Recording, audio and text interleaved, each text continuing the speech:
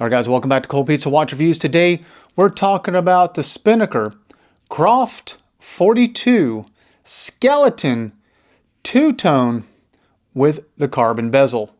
You want to know what I think about it? Hold tight.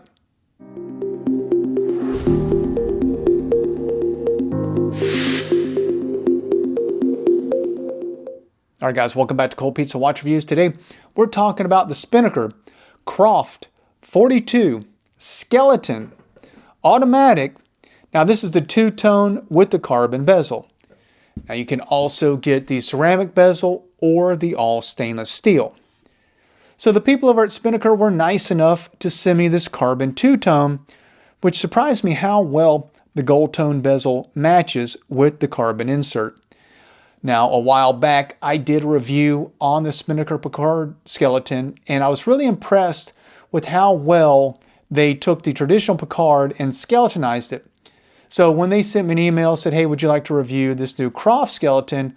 I jumped at the chance. I was like, let's see if they do just as good as they did with the Picard. Now, before I get into what I think about the watch and is this the watch for you, let's go over the specs first. Now, starting off with the case, you're pretty much getting an all brushed stainless steel case with some light polishing around the edges. Next, you're getting see-through screw-down case back that's coming in at 42 millimeters, hence Croft 42. You're also getting 150 meters of water resistance. Next up is lug-to-lug. I measure right at 48 millimeters with my calipers, so this watch is suitable for medium to larger size wrist. Moving on to case thickness, the Croft 42 skeleton comes in at 13.5 millimeters, which gives the watch a nice stance and profile on your wrist.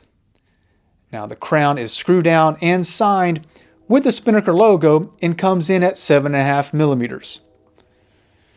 Now, you're getting a box-style sapphire crystal that is protected by this beautiful forged carbon fiber bezel.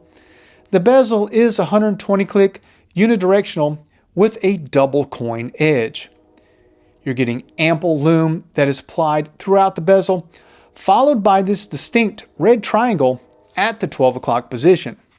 Moving on to the dial, of course, you're getting a complete skeletonized watch that's beautifully done while maintaining very legible dial. The Croft 42 has rectangular index markers at the 3, 6, and 9 o'clock position, while the 12 o'clock position gets a double rectangular marker. Next, you get the word Spinnaker in gold at the 12 o'clock position with the word automatic in gold at the 6 o'clock position. Just below that, you have 500 feet / 150 meters in red. The hands are gold batten style, filled with Swiss Superluminova. The second hand is lollipop style, painted red, which contrasts nicely against the skeletonized dial. Next up is the movement. Spinnaker has chosen the Seiko NH70 to power the Croft 42. Now, the NH70 is basically a skeletonized version of the NH35A. The NH70 is hand-windable and hackable and beats at 21,600. You're also getting a 24 joule movement with a 41-hour power reserve. Next up is the bracelet. The Croft 42 skeleton comes with a 20 millimeter wide two-tone solid link bracelet that tapers down to 16 millimeters. You also get a fold-over clasp, safety lock, and push-button release. Spinnaker has also incorporated micro adjustments and a diver's extension as well. Now, my opinion, is this watch for you? Well, let me go over the things that I like about the Croft 42 skeleton. The bezel, first off, that was the thing that hit me first that I really liked. I thought they did a really good job on this bezel. You might think that I would focus in on this skeletonized dial. Don't get me wrong, it's well done. I got no problem with that. But I see more skeletonized dials than I do carbon bezels. Plus, I like the way that this carbon bezel contrasts with the gold. So that's the first thing that really struck me that I like. Next is the case back. You're probably surprised that I'm going to focus on the case back, but I think that was crucial in the way that this watch wears. I've got 6.5-inch wrists. Now, when you have a case back that is raised up so much, you get a huge gap between your wrist and the case. It looks odd and goofy in my opinion. So I really like how this case back contrasts with the case itself and makes the watch more wearable. One other thing that I really like about the Croft 42 skeleton is the bracelet. Now, I've got 6.5-inch wrist and I can't stand a bracelet that doesn't taper down. Put on a watch that's got a 20mm bracelet and it's 20mm throughout. It just looks odd and chunky. I like that they went from 20 to 16. Makes the watch much more wearable. If I could find one thing I'd like to change is maybe have screwed in links, but that's just me picking apart the watch.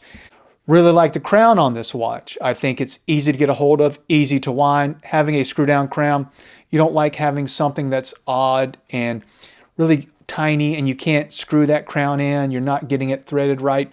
They did a great job on this crown, just like they did on the Picard. I think the crown on the Picard skeleton, probably one of the best crowns I've ever worked with, one of the easiest to screw in.